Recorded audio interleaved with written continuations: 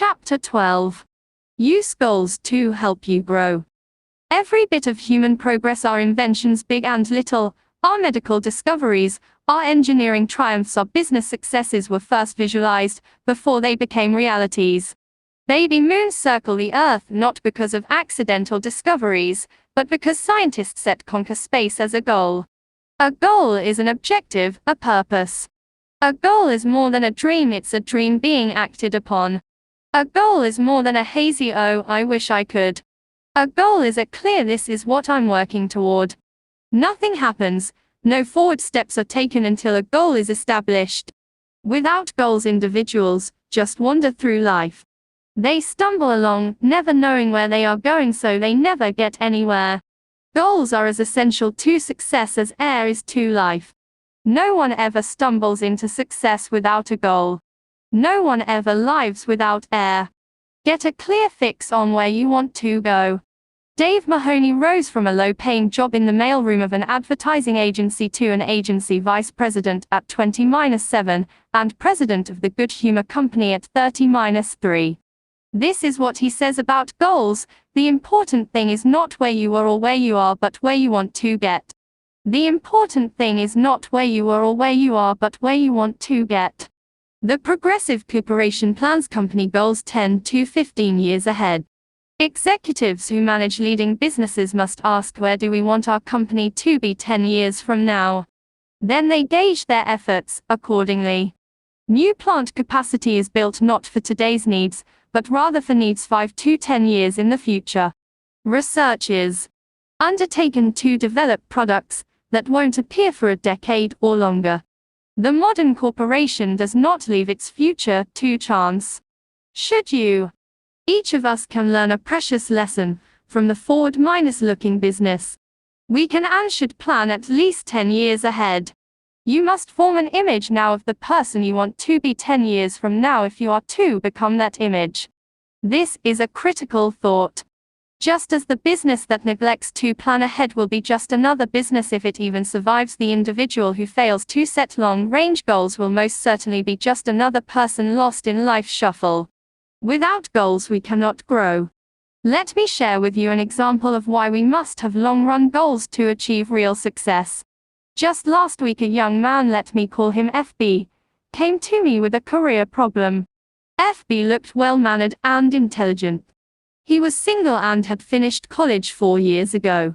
We talked for a while about what he was doing now, his education, his aptitudes, and general background. Then I said to him, "You came to see me for help on making a job change. What kind of job are you looking for?" "Well," he said, "that's what I came to see you about. I don't know what I want to do." His problem, of course, was a very common one. But I realized that just to arrange for the young man to have interviews with several possible employers would not help him. Trial and error is a pretty poor way to select a career. With dozens of career possibilities, the odds of stumbling into the right choice are several dozen to 1. I knew I had to help FB see that, before he starts going someplace career-wise, he's got to know where that someplace is. So I said, "Let's look at your career plan from this angle. Will you describe for me your image of yourself 10 years from now?" FB, obviously studying the question, finally said, "Well, I guess I want what just about everyone else wants, a good job that pays well and a nice home." Really though, he continued, I haven't given it too much thought. This, I assured him, was quite natural. I went on to explain that his approach to selecting a career was like going to an airline ticket counter and saying, "Give me a ticket." The people selling the tickets just can't help you unless you give them a destination. So I said, "And I can't help you find a job until I know what your destination is, and only you can tell me that." This jarred FB into thinking. We spent the next 2 hours not talking about the merits of different kinds of jobs, but rather discussing how to set goals. FB learned, I believe, the most important lesson in career planning: before you start out, know where you want to go. Like the Progressive Corporation, plan ahead. You are, in a sense, a business unit. Your talent, skills, and abilities are your products. You want to develop your products so they command the highest possible price. Forward planning will do it. Here are 2 steps that will help. First, visualize your future in terms of 3 departments: work, home and social. Dividing your life this way keeps you from becoming confused, prevents conflicts, helps you look at the whole picture. Second, demand of yourself clear, precise answers to these questions. What do I want to accomplish with my life? What do I want to be? And what does it take to satisfy me? Use the planning guide below to help. An image of me 10 years from NOW 10 years planning guide. Work department, 10 years from now. 1. What income level do I want to attain? 2. What level of responsibility do I seek? 3. How much authority do I want to command? 4. What prestige do I expect to gain from my work? Home department 10 years from now. 1. What kind of standard of living do I want to provide for my family and myself? 2. What kind of house do I want to live in? 3. What kind of vacations do I want to take? 4. What financial support do I want to give my children in their early adult years?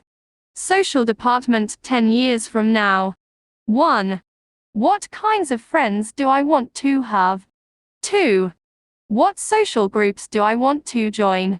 3. What community leadership positions would I like? 4.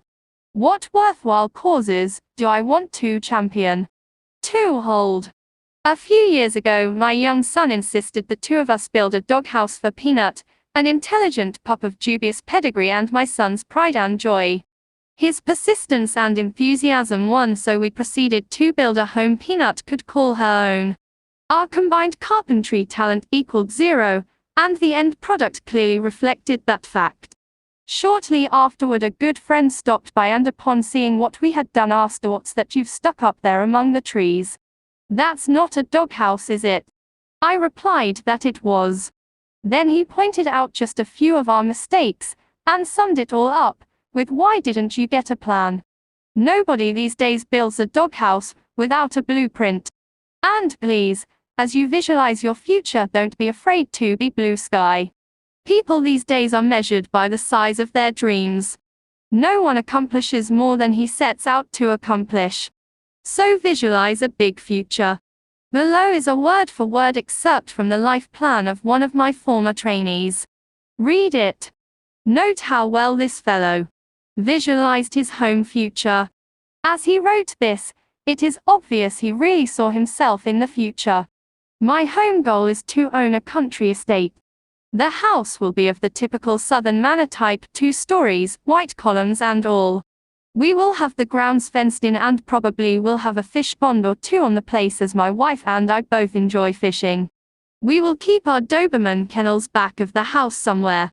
The thing I have always wanted is a long winding driveway with trees lining each side. But a house is not necessarily a home. I am going to do everything I can to make our house more than just a place to eat and sleep. Of course, we do not intend to leave God out of our plans, and throughout the years, we will spend a certain amount of time in church activities. 10 years from now, I want to be in a position to take a family cruise around the world. I would like very much to do this before the family gets scattered all over the world by marriages, etc. If we can't find time to make the cruise all at once, we will put it into 4 or 5 separate vacations and visit a different part of the world each year. Naturally, all these plans in home department depend on how well things go in my work department, so I'll have to keep on the ball if I'm to accomplish all this. This plan was written 5 years ago. The trainee then owned 2 small domestores. Now he owns 5. And he has purchased 17 acres for his country estate. He's thinking and progressing right along toward his goal. The 3 departments of your life are closely interrelated. Each depends on the others to some extent. But the one department that has the most influence over the other departments is your work. Thousands of years ago, the caveman who had the happiest home life and was most respected by his cave mates was the fellow who was most successful as a hunter. As a generalization, the same point holds true today. The standard of living we provide our families, and the social and community respect we attain depends largely on our success in the work department. Not long ago, the McKinsey Foundation for Management Research conducted a large-scale study to determine what it takes to become an executive. Leaders in business, government, science, and religion were questioned. Over and over again in different ways, these researchers kept getting one answer: the most important qualification for an executive is the sheer desire to get ahead. Remember this advice of John Wanamaker: a man is not doing much until the cause he works for possesses all there is of him. Desire, when harnessed, is power. Failure to follow desire, to do what you want to do most, paves the way to mediocrity. I recall a conversation with a very promising young writer on a college newspaper. This fellow had ability. If anyone showed promise for a career in journalism, it was he. Shortly before his graduation, I asked him, "Well, Dan, what are you going to do? Get into some form of journalism?" Dan looked at me and said, "Heck, no. I like writing and reporting very much, and I've had a lot of fun working on the college paper. But journalists are a dime a dozen, and I don't want to starve." I didn't see or hear from Dan for 5 years. Then one evening I chanced to meet him in New Orleans. Dan was working as an assistant personnel director for an electronics company. And he was quick to let me know that he was quite dissatisfied with his work. "Oh, I'm reasonably well paid. I'm with a wonderful company and I've got reasonable security, but you know my heart isn't in it. I wish now I'd gone with a publisher or newspaper when I finished school." Dan's attitude reflected boredom, uninterest. He was cynical about many things. He will never achieve maximum success until he quits his present job and gets into journalism. Success requires heart and soul effort, and you can put your heart and soul only into something you really desire. Had Dan followed his desire, he could have risen to the very top in some phase of communication.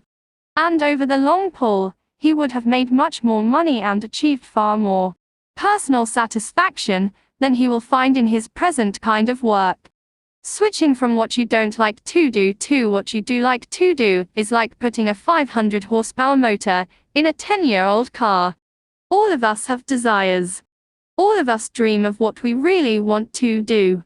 But few of us actually surrender to desire. Instead of surrendering to desire, we murder it. 5 weapons are used to commit suicide. Destroy them. They're dangerous. 1. Self-deprecation. You have heard dozens of people say, "I would like to be a doctor or an executive or a commercial artist or in business for myself, but I can't do it. I lack brains. I'd fail if I tried. I lack the education and/or experience." Many young folks destroy desire with the old negative self-deprecation. 2. Security-iters. Persons who say, "I've got security," where I am use the security weapons to murder their dreams. 3. Competition. The field is already overcrowded. People in that field are standing on top of each other, are remarks which kill desire fast. 4. Parental dictation. I've heard hundreds of young people explain their career choice with, "I'd really like to prepare for something else, but my parents want me to do this, so I must." Most parents, I believe, do not intentionally dictate to their children what they must do. What all intelligent parents want is to see their children live successfully. If the young person will patiently explain why he or she prefers a different career, and if the parent will listen, there will be no friction. The objectives of both the parent and the young person for the young person's career are identical: success. 5. Family responsibility. The attitude of "it would have been wise for me to change over 5 years ago, but now I've got a family and I can't change" illustrates this kind of desire murder weapon. Throw away those murder weapons. Remember, the only way to get full power, to develop full go force, is to do what you want to do. Surrender to desire and gain energy, enthusiasm, mental zip, and even better health. And it's never too late to let desire take over. The overwhelming majority of really successful people work much longer than 40 hours a week. And you don't hear them complain of overwork. Successful people have their eyes focused on a goal, and this provides energy. The point is, this energy increases, multiplies when you set a desired goal and resolve to work toward that goal. Many people, millions of them, can find new energy by selecting a goal and giving all they've got to accomplish that goal. Goals cure boredom. Goals even cure many chronic ailments. Let's probe a little deeper into the power of goals. When you surrender yourself to your desires, when you let yourself become obsessed with a goal, you receive the physical power, energy, and enthusiasm needed to accomplish your goal. But you receive something else, something equally valuable. You receive the automatic instrumentation needed to keep you going straight to your objective. The most amazing thing about a deeply entrenched goal is that it keeps you on course to reach your target. This isn't double talk. What happens is this. When you surrender to your goal, the goal works itself into your subconscious mind. Your subconscious mind is always in balance. Your conscious mind is not, unless it is in tune with what your subconscious mind is thinking. Without full cooperation from the subconscious mind, a person is hesitant, confused, indecisive. Now, with your goal absorbed into your subconscious mind, you react the right way automatically. The conscious mind is free for clear, straight thinking. Let's illustrate this with two hypothetical persons. As you read on, you'll recognize these characters among the real people you know. We'll call them Tom and Jack. These fellows are comparable in all respects except one. Tom has a firmly entrenched goal, Jack does not. Tom has a crystal clear image of what he wants to be.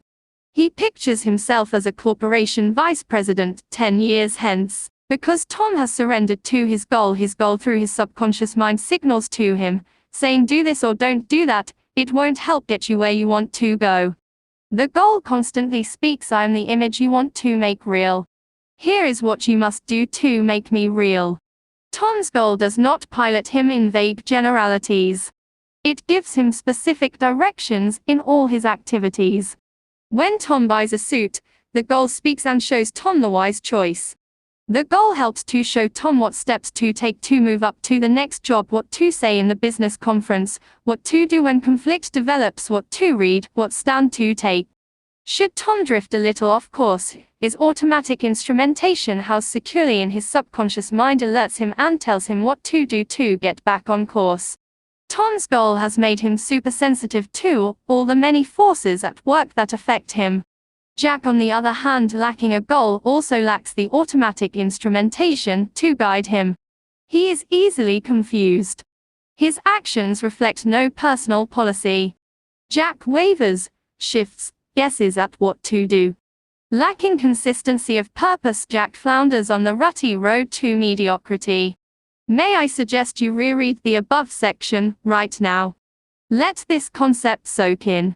Then look around you. Study the very top echelon of successful persons. Note how they, without exception, are totally devoted to their objective. Observe how the life of a highly successful person is integrated around a purpose. Surrender to that goal. Really surrender. Let it obsess you and give you the automatic instrumentation you need to reach that goal. On occasion, all of us have woken up on Saturday morning with no plans, no agenda, either mental or written, that spells out what we're going to do. On days like that, we accomplish next to nothing. We aimlessly drift through the day, glad when it's finally over. But when we face the day with a plan, we get things done. This common experience provides an important lesson. To accomplish something, we must plan to accomplish something.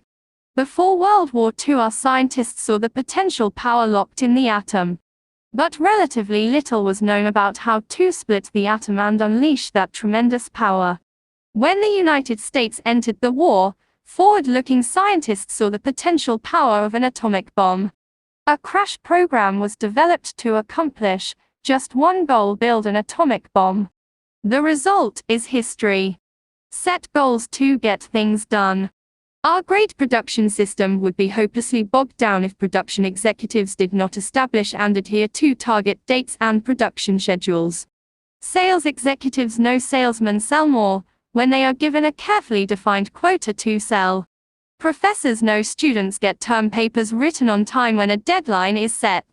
Now, as you press forward to success, set goals, deadlines, target dates, self-imposed quotas. You will accomplish only what you plan to accomplish. According to Dr. George B. Birch of the Tulane University School of Medicine, an expert in the study of human longevity, many things determine how long you will live: weight, heredity, diet, psychic tension, personal habits. But Dr. Birch says, the quickest way to the end is to retire and do nothing. Every human being must keep an interest in life, just to keep living. Each of us has a choice. Retirement can be the beginning or the end. The do nothing but eat, sleep, and rock attitude is the poison yourself fast form of retirement. Most folks who regard retirement as the end of purposeful living soon find retirement is the end of life itself. With nothing to live for, no goals, people waste away fast. The other extreme, the sensible way to retire, is the I'm going to pitch right in and start fast method. One of my finest friends, Lou Gordon, has chosen this way to retire. Lou's retirement several years ago, as a vice president of Atlanta's biggest bank, was really commencement day for him. He established himself as a business consultant, and his pace is amazing. Now in his 60s, he serves numerous clients and is in national demand as a speaker. One of his special projects is helping to build Pi Sigma Epsilon, a young but fast-growing fraternity for professional salesmen and sales executives. Every time I see Lou, he seems younger. He's a young 30 in spirit. Few people I know of any age are reaping more from life than this senior citizen who resolved not to go out to pasture. And the Lou Gordons aren't the boring old grumps feeling sorry for themselves because they're old. Goals, intense goals, can keep a person alive when nothing else will. Mrs. D, the mother of a college friend of mine, contracted cancer when her son was only 2. To darken matters, her husband had died only 3 months before her illness was diagnosed. Her physicians offered little hope. But Mrs. D would not give up. She was determined that she would see her 2-year-old son through college by operating a small retail store left her by her husband. There were numerous surgical operations. Each time the doctors would say, just a few more months. The cancer was never cured. But those few more months stretched into 20 years. She saw her son graduated from college. 6 weeks later she was gone. A goal, a burning desire, was powerful enough to stave off sure death for 2 decades. Use goals to live longer.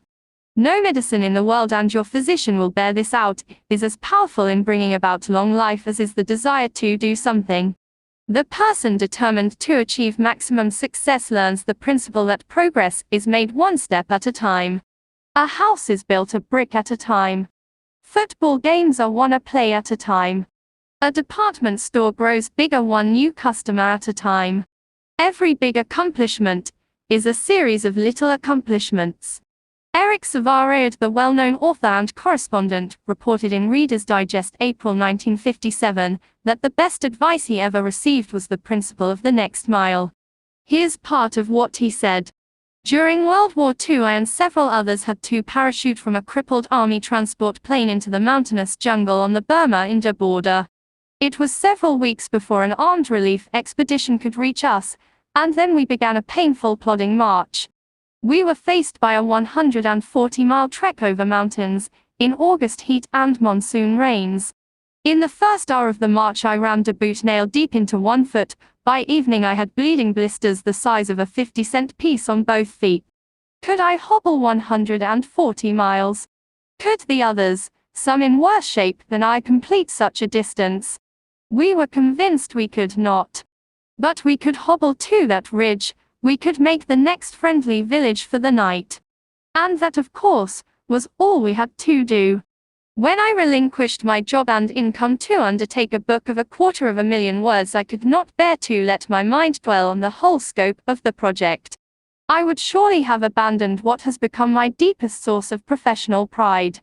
I tried to think only of the next paragraph, not the next page, and certainly not the next chapter. Thus, for 6 solid months I never did anything, but set down one paragraph after another. The book wrote itself. Years ago I took on a daily writing and broadcasting chore that has totaled now more than 2,000 scripts. Had I been asked at the time to sign a contract to write 2,000 scripts, I would have refused in despair at the enormousness of such an undertaking. But I was only asked to write one, the next one, and that is all I have ever done. The principle of the next mile works for Eric Siver Reed, and it will work for you. The step-by-step method is the only intelligent way to attain any objective. The best formula I have heard for quitting smoking, the one that has worked for more of my friends than any other, I call the hour by hour method.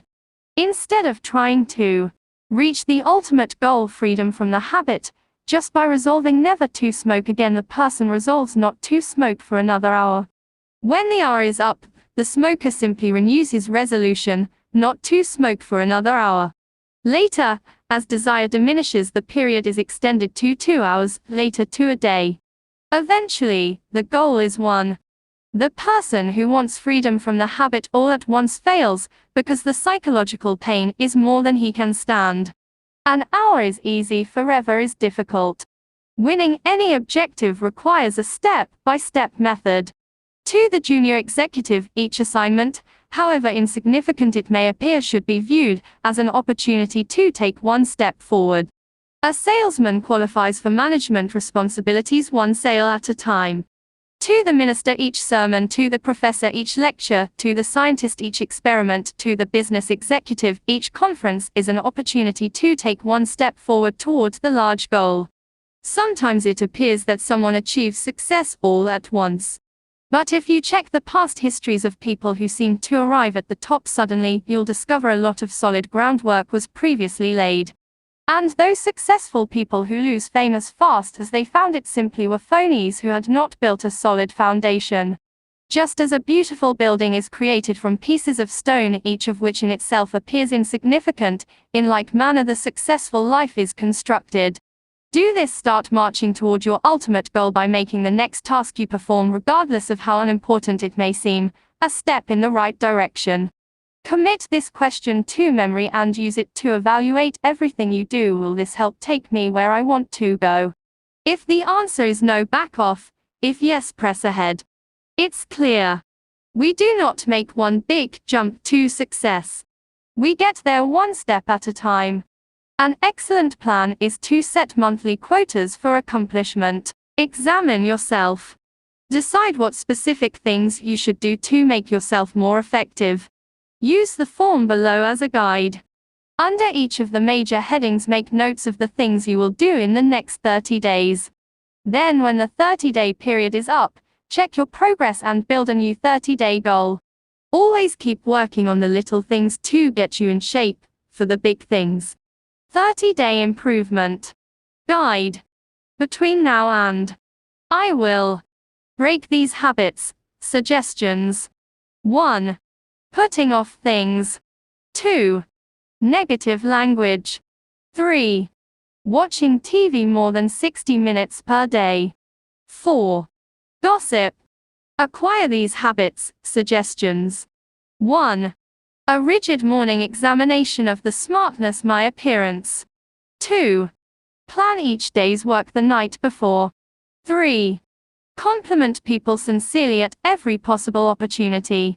Increase my value to my employer in these ways. Suggestions: 1. Do a better job of developing my subordinates. 2. Learn more about my company, what it does, and the customers it serves. 3. Make 3 specific suggestions to help my company become more efficient. Increase my value to my home in these ways. Suggestions: 1. Show more appreciation for the little things my partner does that I've been taking for granted. 2.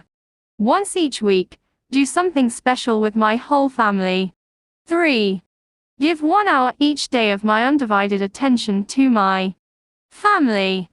Sharpen my mind in these ways. Suggestions: 1. Invest 2 hours each week in reading professional magazines in my field. 2. Read 1 self-help book. 3. Make 4 new friends. 4. Spend 30 minutes daily in quiet, undisturbed thinking. Next time you see a particularly well-poised, well-groomed, clear-thinking, effective person, remind yourself that he wasn't born that way. Lots of conscious effort, invested day by day, made the person what he is. Building new positive habits and destroying old negative habits is a day-by-day process. Create your first 30-day improvement guide right now. Often when I discuss setting goals, someone comments along these lines: I see that working toward a purpose is important, but so often things happen that upset my plans. It's true that many factors outside your control do affect your destination. There may be serious illness or death in your family, the job you're gunning for may be dissolved, you may meet with an accident. So here is a point we must fix firmly in mind: prepare to take DTs in your stride. If you are driving down a road and you come to a road closed situation, you wouldn't camp there, nor would you go back home. The road closed simply means you can't go where you want to go on this road. You'd simply find another road to take you where you want to go. Observe what military leaders do. When they develop a master plan to take an objective, they also map out alternative plans.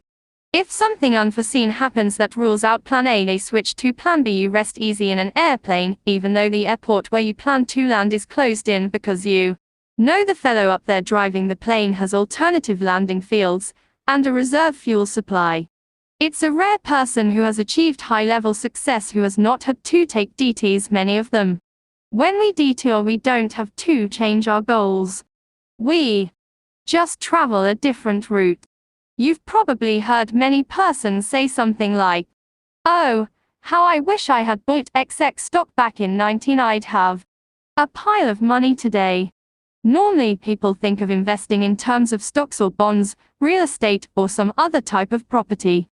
But the biggest and most rewarding kind of investment is self-investment, purchasing things that build mental power and proficiency. The progressive business knows that how strong it will be 5 years from now depends not on what it does 5 years in the future, but rather on what it does invests this year. Profit comes from only one source: investment. There's a lesson for each of us. To profit, to get the extra reward above a normal income in the years ahead, we must invest in ourselves. We must invest to achieve our goals. Here are 2 sound self-investments that will pay handsome profits in the years ahead. 1. Invest in education. True education is the soundest investment you can make in yourself. But let's be sure we understand what education really is. Some folks measure education by the number of years spent in school, or the number of diplomas, certificates, and degrees earned. But this quantitative approach to education doesn't necessarily produce a successful person. Ralph J. Cordiner, chairman of General Electric, expressed the attitude of top business management toward education this way: 2 of our most outstanding presidents, Mr. Wilson and Mr. Coffin, never had an opportunity to attend college. Although some of our present officers have doctor's degrees, 12 out of 41 have no college degrees. We are interested in competency, not diplomas. A diploma or degree may help you get a job, but it will not guarantee your progress on the job. Business is interested in competency, not diplomas. To others, education means the quantity of information a person has stashed away in his brain.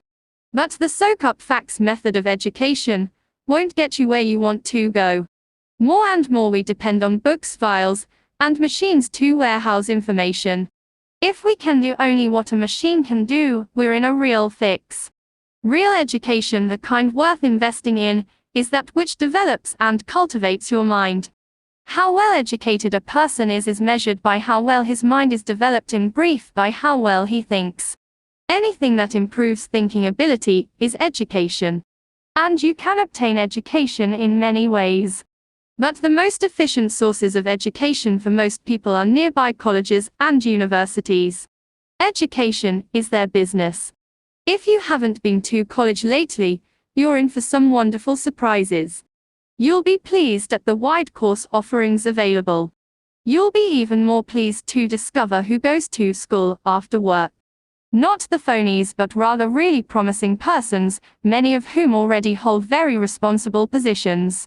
In one evening class of 25 persons I conducted recently, there were an owner of a retail chain of 12 stores, 2 buyers for a national food chain, 4 graduate engineers, an Air Force colonel, and several others of similar status.